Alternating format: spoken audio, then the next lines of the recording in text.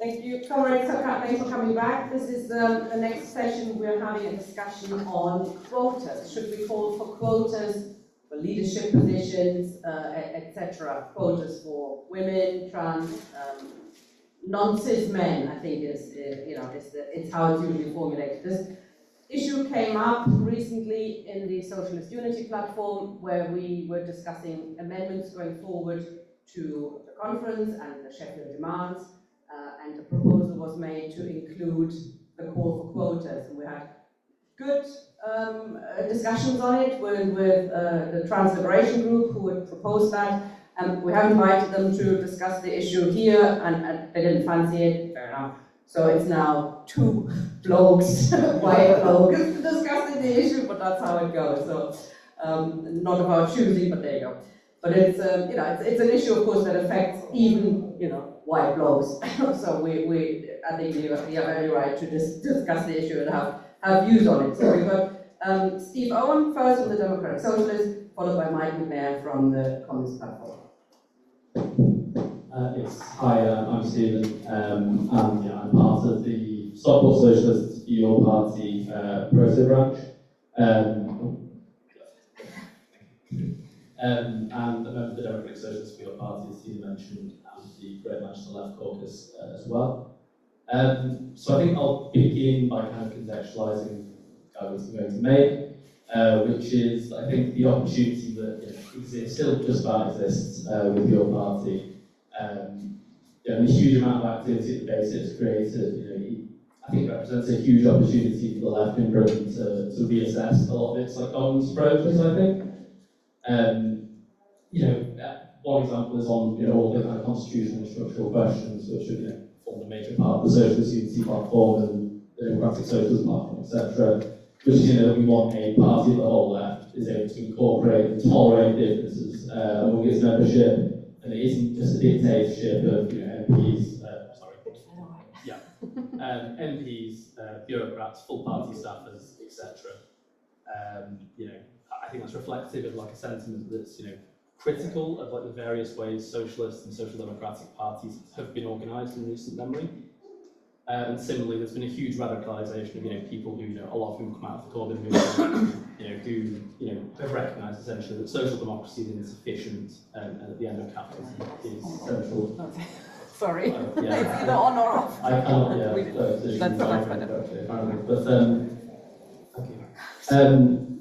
So I think similarly, a different but related problem is about the kind of dominant cultural wars of the left. So I think that can't be reduced purely into formal questions about structure or programme. Of course, there's a relationship between those two questions and culture. And this relates to numerous issues. But I think most relevant to this discussion is the extent to which socialist culture in Britain ends up reflecting the negative experiences of oppressed groups in other areas of society, rather than directly challenging it.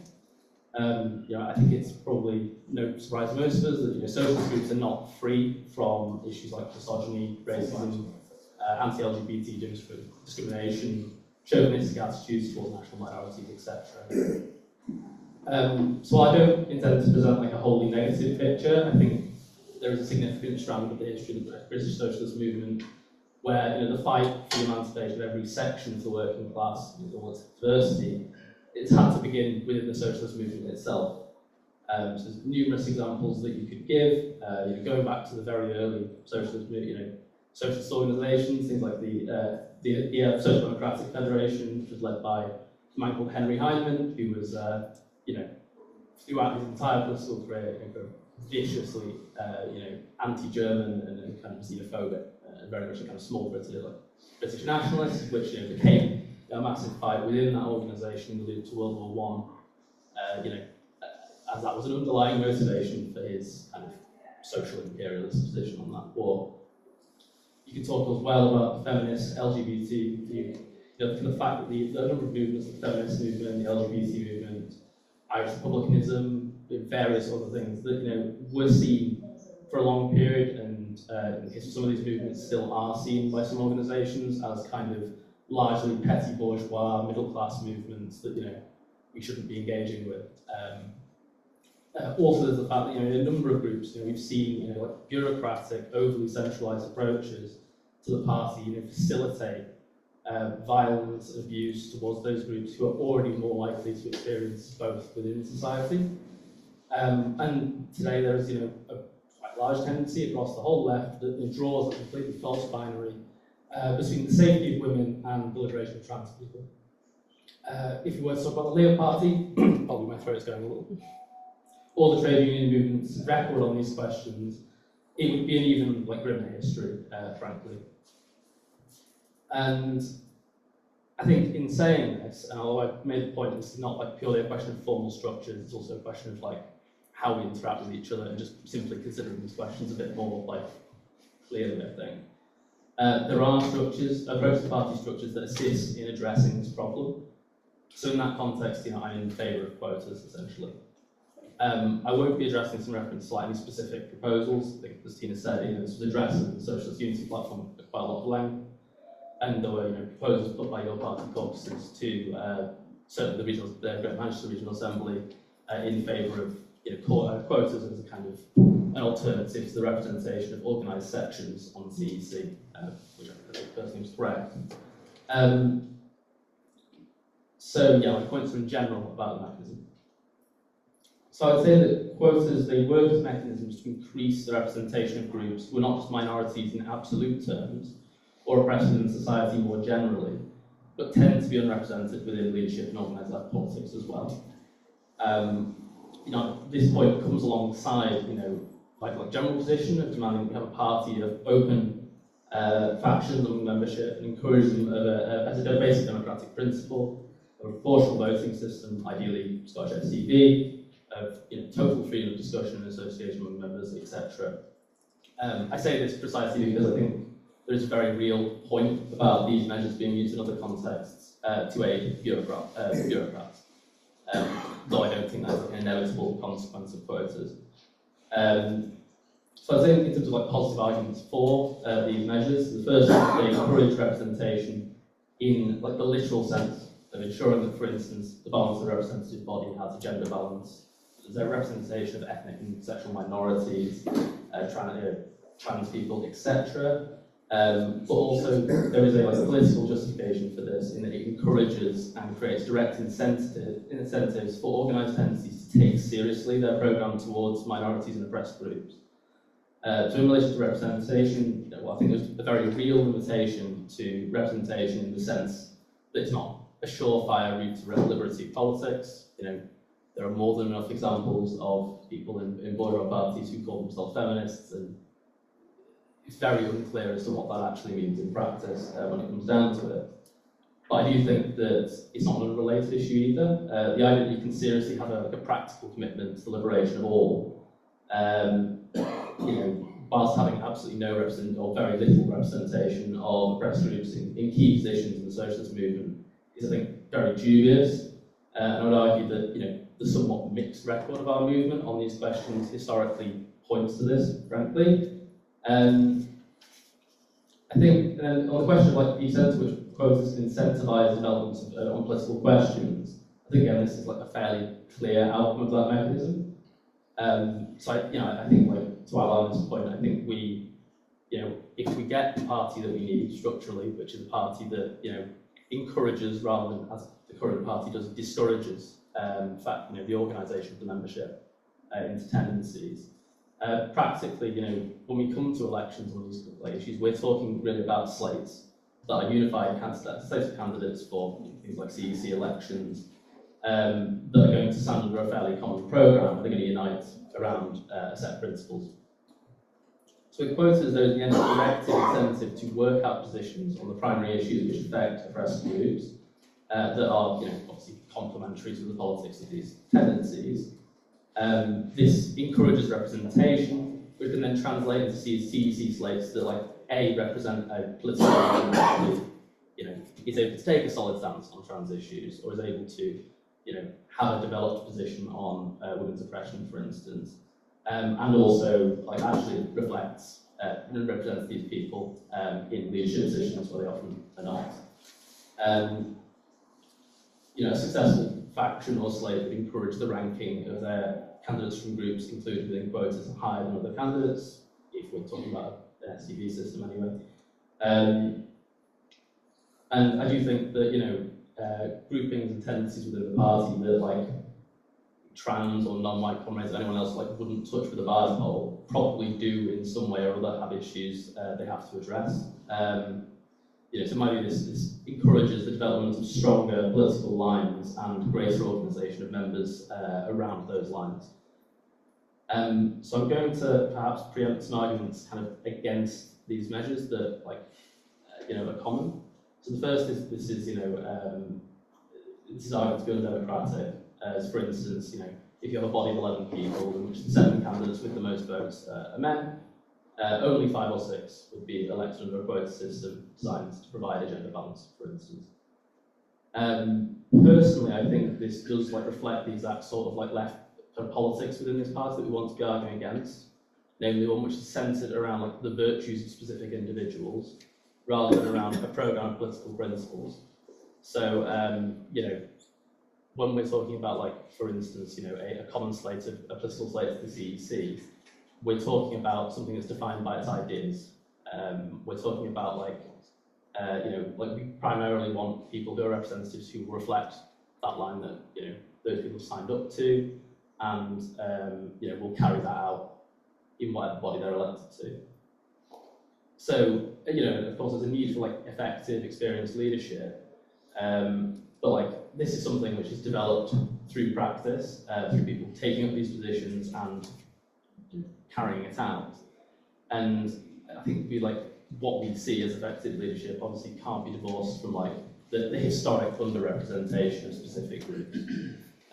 You know, unsurprisingly, a lot of the people who, you know, tend to be left leaders are a specific demographic, and that's not, like, accidental, I think. I think it's also suggested that current leaders of most groups in, like, organised left politics, you know, who are in that position presumably without quotas, are there purely through their kind of unique competence and insight. I think one thing that your party has certainly done is like, quite fatal damage to that idea. You know, by contrast, I think want leadership from groups that have been, like, historically underrepresented or oppressed. You know, like, you know, not to say that this, like, equates necessarily to better leadership, but I do think that representation gives a better chance of leadership more attuned to the full diversity of experience of the working class, that's able to design a socialist programme that actually speaks to these issues in a clearer way than we have done before. The final point, as I realize I'm kind of probably getting quite close to the end of my time, is that, like, there's another potential objection, which I refer to, is that, you know, this does, like, the question of whether this creates the potential for bureaucracies to, you know, kind of place themselves in positions through, you know, having someone who is, you know, from an oppressed group but speaks for their political programme. You know, we've seen that certainly into relations like shortlists within the Labour Party, where, you know, there are, like, candidates who have posed, you know, on the basis of their identity, who have been put in positions and then end up being selected despite being playing politics that are very out of line with the membership in that area. So, like, clearly that could be an issue within your party, but I think it's quite easily countered, namely by, like, again, like, countering these issues politically. I think, you know, it's not as if, like, the majority of this room would not have, like, a response to, as an example, like, the way in which people within kind of anti-Semitism, which one within the Labour Party, you know, invoked the fact that they were perhaps Jewish as, you know, an argument for a political position about anti-Semitism in the party, or, you know, the claim that, like, trans-exclusionary feminism, you know, reflects, like, the general perspective of women, or, like, as regards to trans rights or women's safety. I think we could have quite clear responses to that issue, and like, they're political battles we can win, and are not in of themselves enabled by quotas. So yeah, to conclude, I think there are, like, numerous benefits to quotas, and I think a lot of, like, the sort of typical, like, objections to these, I don't think they are true generally, and I also don't think it's like yeah, they're not in themselves undemocratic, or, like, necessarily tools for bureaucracies to maintain control. So that's all. Thank you, Owen. Okay, I'm not going to say that quotas are undemocratic, because if we decide to have quotas, or for that matter, if we decide to have a slate system, which I lived for,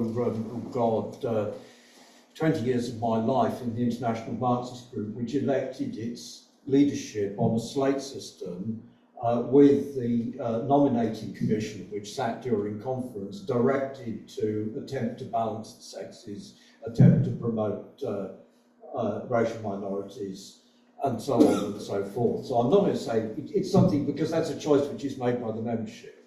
Secondly, I'm not going to say, I'm going to say something slightly more complex about the question of the need for effective and experienced leadership.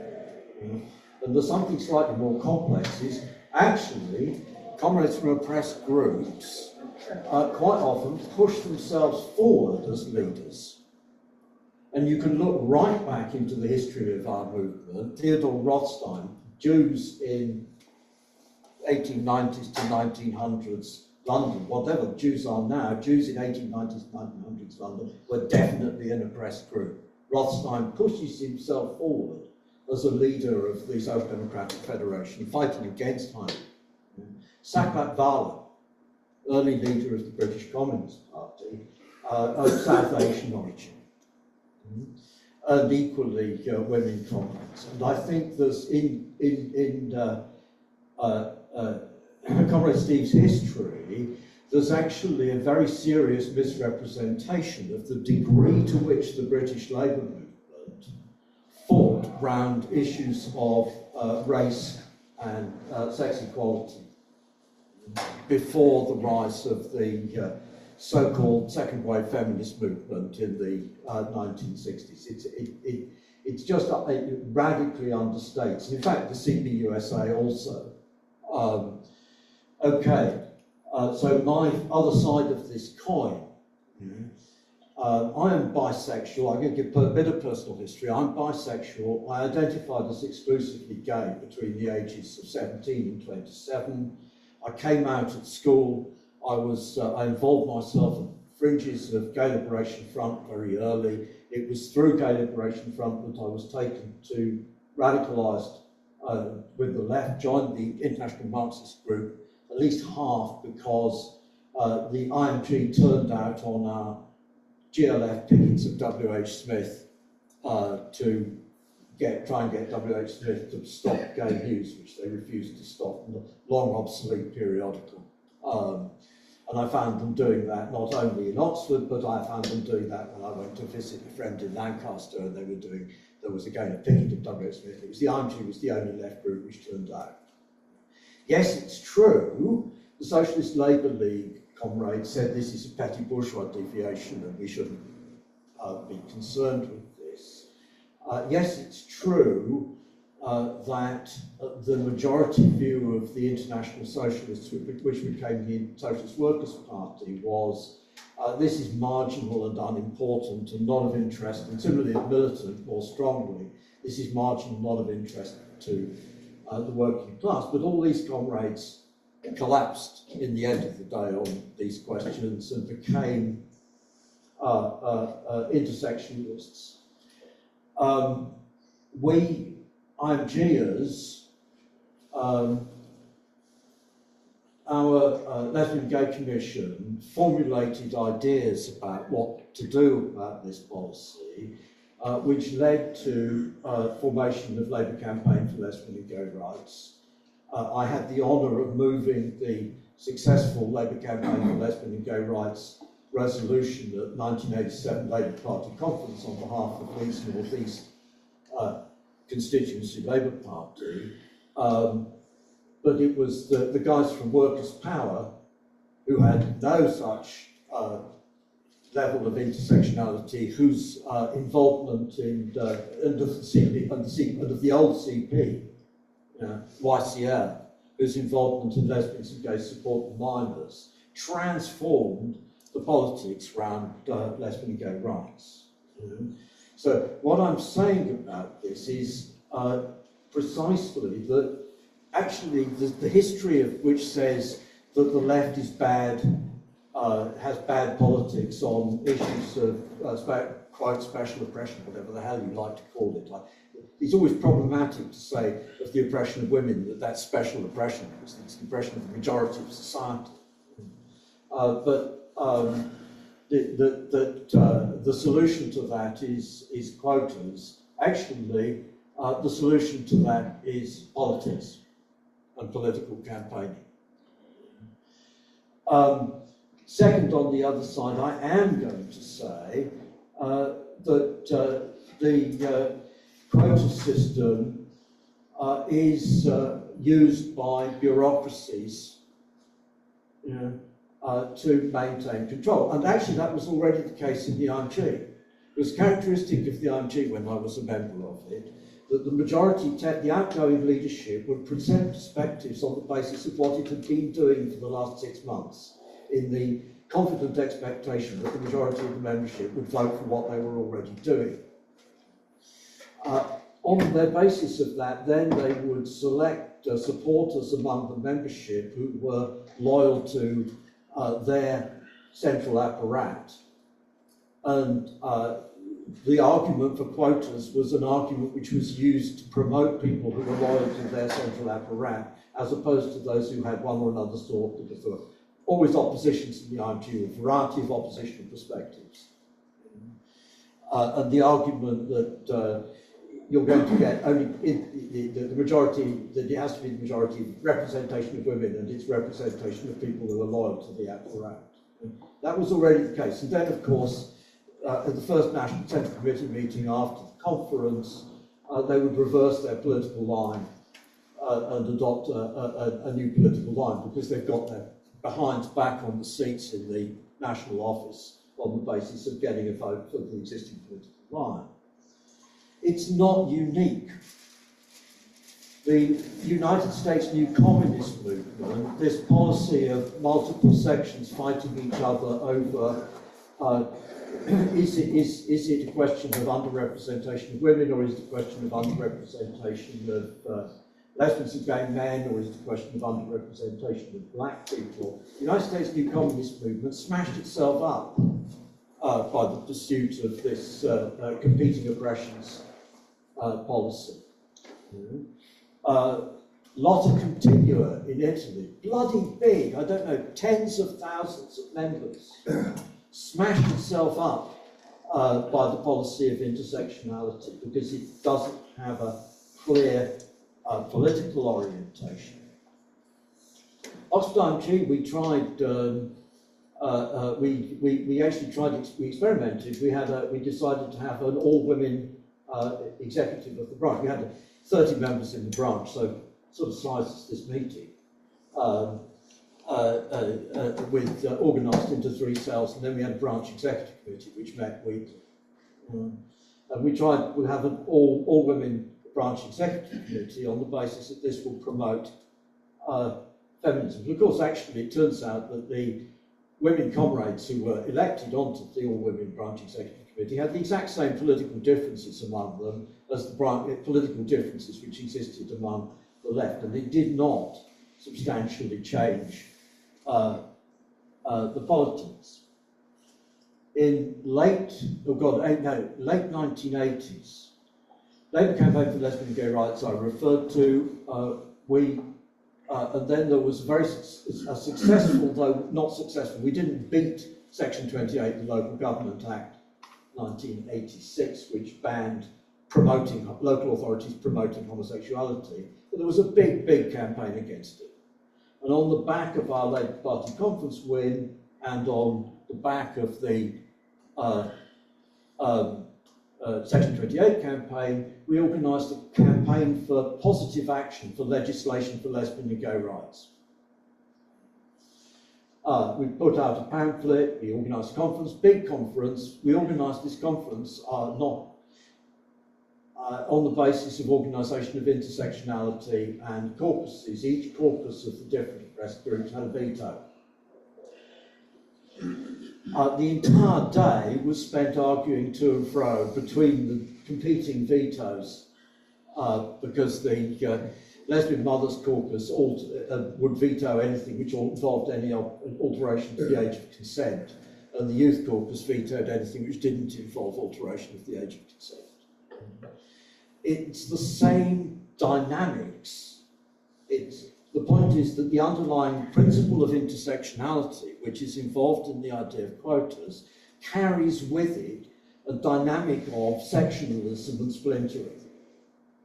So it's not necessarily bad idea to promote women comrades, black comrades to leadership. It's not a question of not for me, that the same guys need to lead the organisation forever. It's a problem. Comrade Steve has referred to the Blairites. Yeah? That began with the Euro-communists as quotas argument was an argument for opposing the presence of so-called dinosaur trade unionists in favour of promoting feminism in the Communist Party, and then it became an argument against dinosaur trade unionists and for promoting feminism in the Labour Party. Not, I think, primarily for promoting lesbians and gay men, or indeed for promoting people from ethnic minorities, but chiefly because, of course, there's more women. Absolutely, you're going to find more people who are among positive discrimination in favour of women in a large party as opposed to a small one. You're going to find more people who are pro leadership. So, all of these things, it may well be the case, it's certainly the case, we want to promote people from oppressed groups taking on leadership roles. We want to promote people moving to and fro from leadership to the ranks, because frankly, otherwise, how do you get the experience? We want to promote different people chairing, because where do you get the experience? All of those things. But the structure of quotas involves a political conception of intersectionality, or what it was called before, competing oppressions, which is actually politically destructive, systematically politically destructive. That's it. Thank you. Can I ask, is there somebody who wants to speak in favour of quotas first? You sound like that woman running the Your Party. Oh, flatterer! That's what she was doing. I wish. No, but it would be quite good. Come on, eh? I want to try and do something slightly more nuanced and very simply for or against. Come here then. Do I? Use this one. I'm going to try and talk quietly into it. That's the Yes, difference. please. between a big Yes, gob that's and the challenge. a microphone. I mean, that's been a very interesting discussion. My name is Hugh Caffrey. I'm a member of Socialist Alternative. I'm in the Salford Proto branch of your party. I'm also in Unison, and I want to come back to that in a moment, because I think practical experience of the big Labour movement, the internecine lessons of the revolutionary left does have its place. But I think the lessons of the big Labour movement internationally and in Britain is even more important. But the point that Mike just made, I don't want to misquote comrades, so it's not about holding people to words, but look, you're looking around the room, myself included. Anybody that thinks we don't need a youth wing of your party is backing up the wrong tree. It's possibly the most important thing that we could do. The youth are always the future, everybody here knows that, and developing a youth wing of your party will give it an enormous dynamism. And Mike's not, I'm sure we all agree on that. That's what I meant. I want it to be slightly more than binary yes or no. But that then obviously leads on to the question, well, do we have a youth seat on the National Executive? I don't have a problem with that.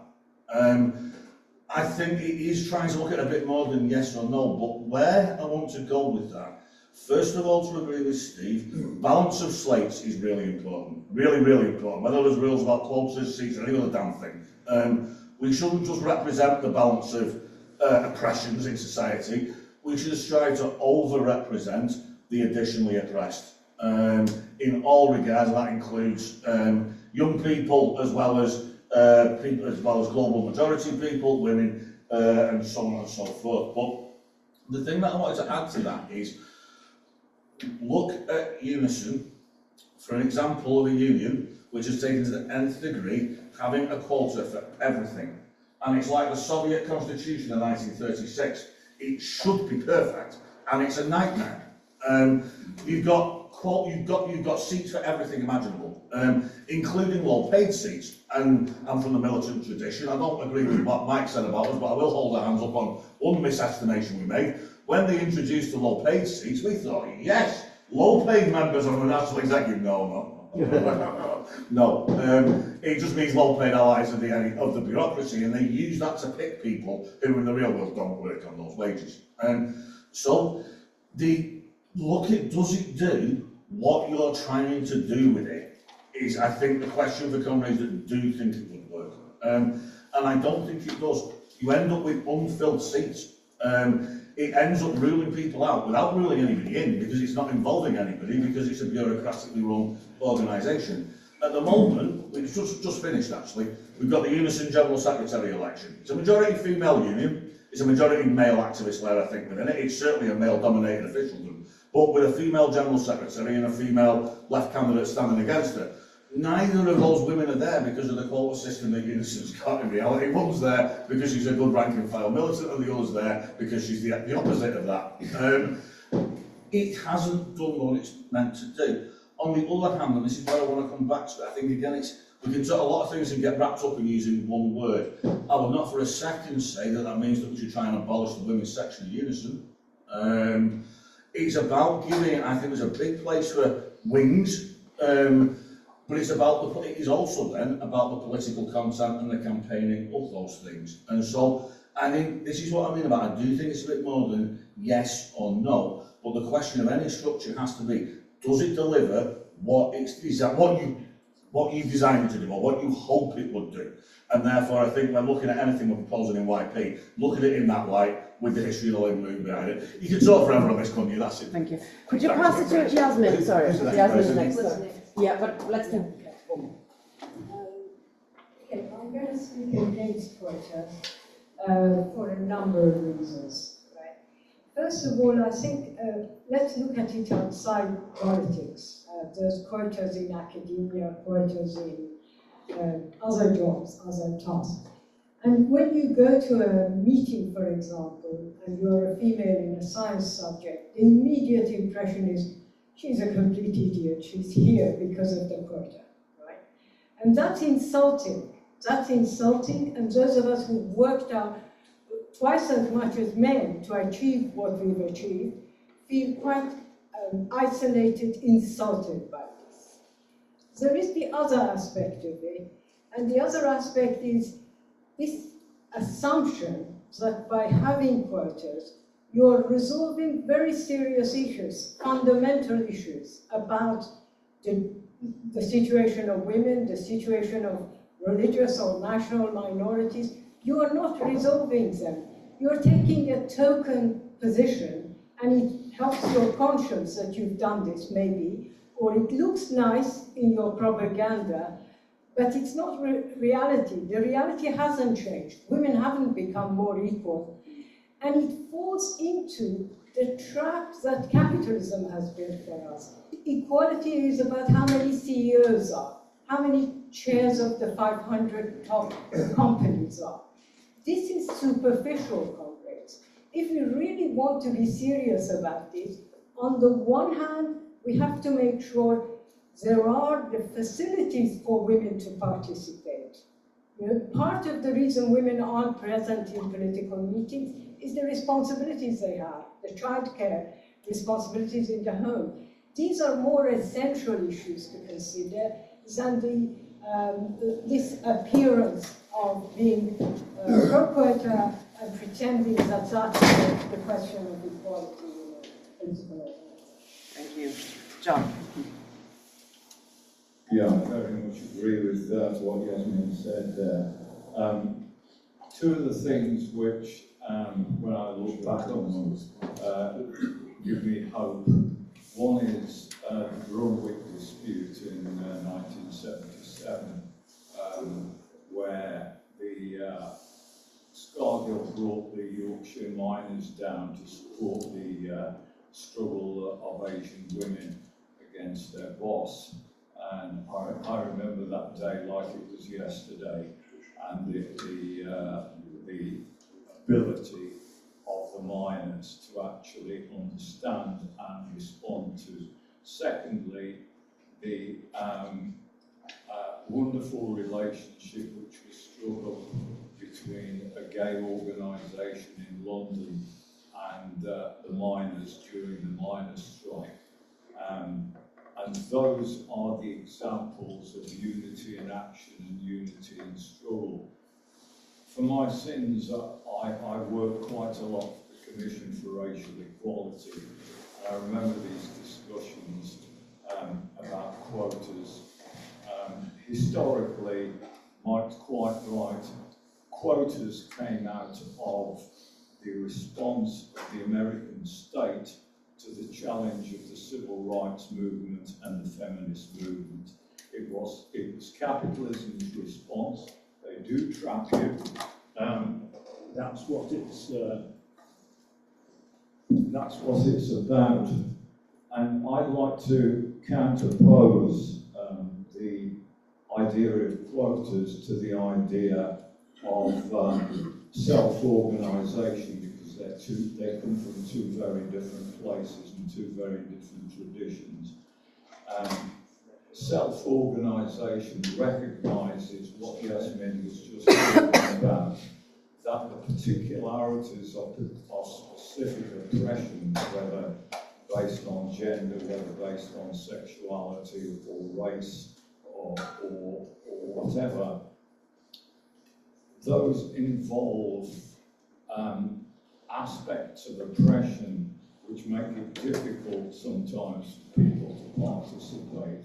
But the solution of that is collective empowerment.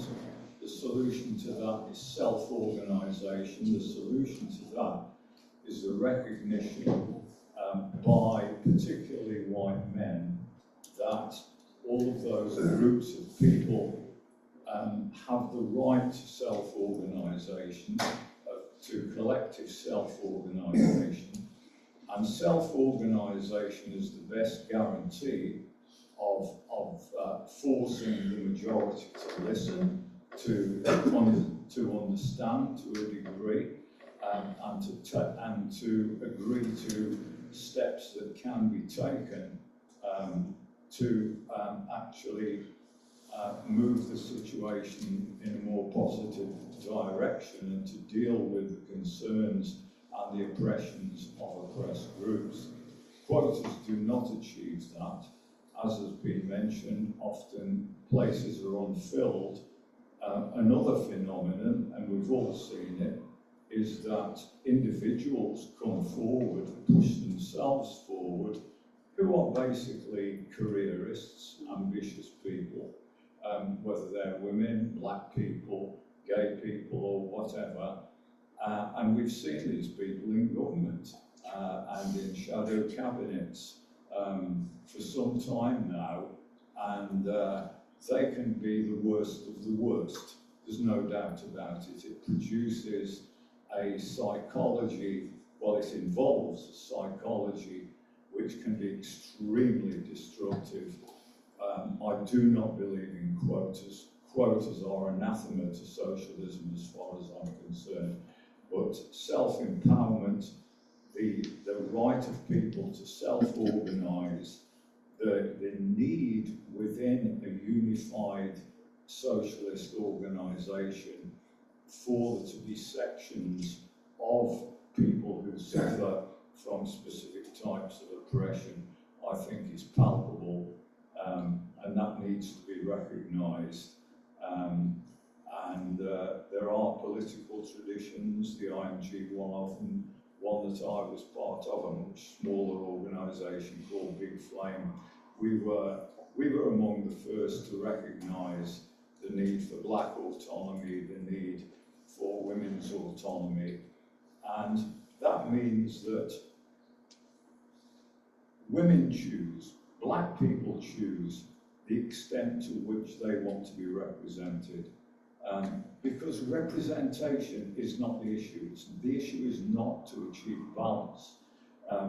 The issue is for people to be empowered to challenge the nature of their oppression. Sorry, can you wind up? Force others to understand that. Sorry, we've only got 5 more minutes before we bring back the main speakers. Does anybody else want to speak in favour of quotas?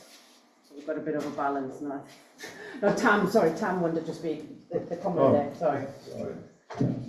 Hi, thank you, Tam, on this platform here, and Glasgow North Photo Branch.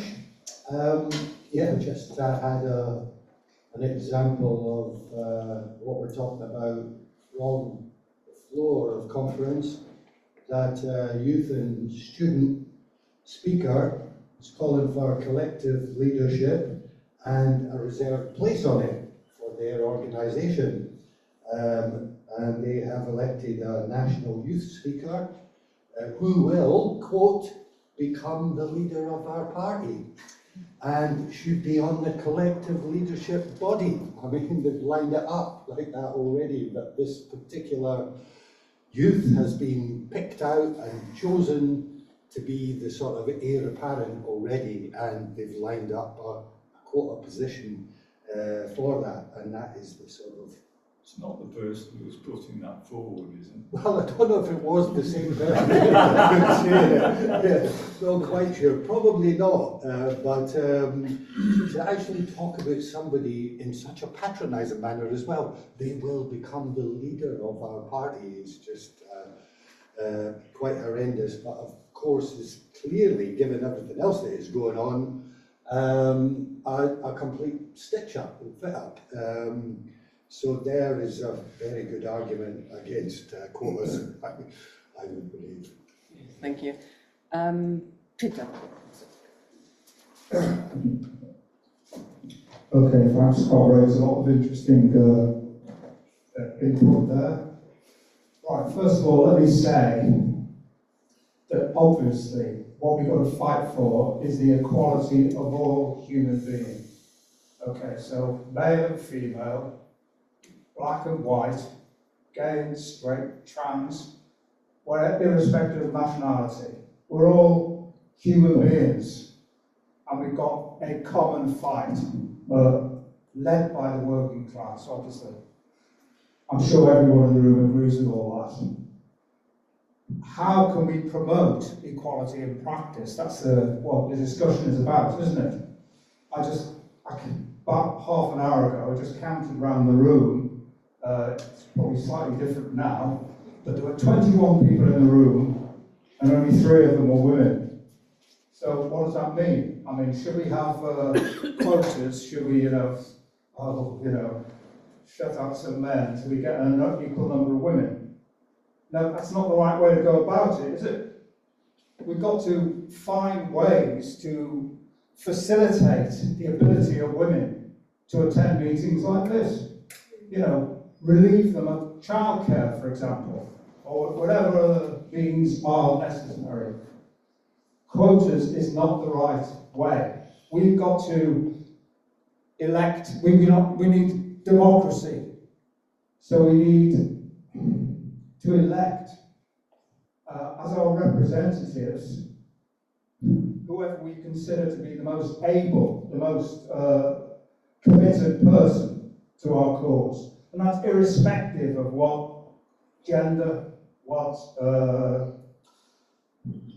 race or whatever, or what sexuality they have. So that's what we've got to put all those things together and coordinate those things into one thing. Thanks. Thank you. Back to the main speakers now. Do you want to go first? Thank you, Tony, for participating in the discussion. There's some very useful points there. Quite a lot of which I kind of agreed with in one respect, but kind of disagreed with the kind of general application of it of being an argument against quotas. So, I mean, just to go for the comments point here, I think, of course, we should be trying to accommodate, the very obvious, practical, things that, for instance, prevent, for instance, it's childcare, for instance, women, for instance, from participating within politics. I don't think that's controversial. But and again, like, to Tam's point, like I think like a point I was making initially was that like personally, I'm not in favour of reserved seats for like official sections or wings of parties. I think that and I think that's distinct from quotas in the sense that what you don't want is, you know, people taking over these official sections with very specific political viewpoints and being elected under the premise of representation, when, you know, in practice they are a representative of this or that faction. My view is that, you know, I think, like as we were talking about, that like I think that political tendencies within a socialist party should, you know, reflect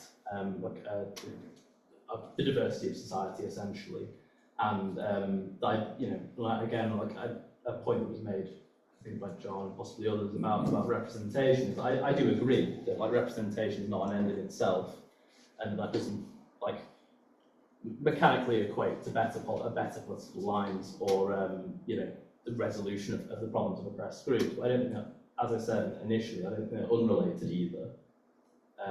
I also like would say that that's like part of a step, I think, towards politics that more accurately reflects the experiences of these groups, is having these people present in areas where there is going to be deliberation over like key political questions for a party. I think otherwise, it's just kind of address like a point within Mike's initial like introductions. I think that like I don't personally think that again that like this mechanism or like the political justification for it necessarily is kind of about taking like hard kind of sectionalist lines between different groups, or like you know, kind of trading kind of oppressions against each other essentially. I think that personally I think it's perfectly like viable, I think, for that to actually inform politics that actually integrates these issues into you know, a conception of a socialist program. And I personally think a lot of the kind of, I think I said before, like a lot of the arguments against, I don't think they necessarily follow quotas, personally myself. And I would also like to mention as well, like that I do recognise that, of course, like the history of the British socialist movement is not purely one of, you know, horrendous positions on issues, but I do think there's a significant strand of it that like has been quite poor on these issues, and I think there's also a sense in which like the same sorts of lines of argument are used with different groups of people as we move on. I think the fact that there are groups now that are, you know, resolutely, I think, against the rights of trans people, much of it follows a very similar line, a very similar kind of thrust of argument to the exact same points possibly people within the same organisation will be making 40 years ago about gay people, for instance. So that's all.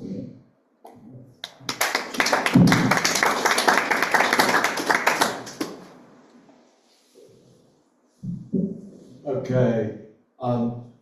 I'm not going to respond much to what comrades have said, because I, by and large, agree with it, and I would flag, in particular, Comrade Hughes' intervention. There's a lot of good stuff in there, and as I said, I am not opposed to having a nominations commission, which, in a substantial organisation, to having a nominations commission which proposes a slate of candidates, which includes the nominations commission being directed to take into account gender balance, etc. It's just not a question of making that primary, which is what quota plan makes that primary, and because the quota plan makes that primary, rather than being a means of bringing on comrades to take on more leadership responsibilities, it becomes, yes, as Yasmin said, a means by which people are sort of discounted because they're only there because of the quota, but also a means of bureaucratic manipulation. And one of the points which I think I didn't make, the Comrade Delta case, that was a women majority disciplinary committee which acquitted Comrade Delta of rape using the absolute standard arguments of the Daily Mail about false rape allegations. Not about the credibility of the accuser, false rape allegations, the context, blah, blah, blah. Women majority. And in point of fact, actually, we're not allowed to do this research in the UK, but in the United States, research has been done which shows that women majority juries are more likely to acquit rapists than male majority juries. And we know because of questionnaires, we know why that happens, which is that the women majority juries tend to think, oh, she was careless, she put herself into a dangerous situation and therefore we shouldn't be convicted. Whereas the male majority jurors, on the other hand, tend to think this scrope shouldn't get away with it. Okay, it's very crude stuff, but it's the illusion that the representation leads to the politics. And of course, the same thing in relation to Rishi Sunak as a representative of the interests of black people, Margaret Thatcher as a representative of the interests of women, and so on. So just, yeah, as I said, I think that there's a tendency, it seems to be on the left, to continuously reinvent the square wheel. And it seems to me that this issue of quotas is one of these things. It's tempting to reinvent the square wheel. We don't pay attention to the fact this is something we have tried, it didn't work. If anything, it had negative consequences. It's not only true of quotas, it's equally true of parliamentary cretinism, which we've got in the leadership of your party, that what matters is what happens among the MPs and their staffs, and their MPs and their staffs briefing the right-wing press. This is something which the left has been trying to do since the time at which the DUC sold off the Daily Herald and wound up being the Sun. And a whole raft of other things which we keep doing the same thing over and over again, and it doesn't work. This is just one of them, in my view. That's it. Thank you.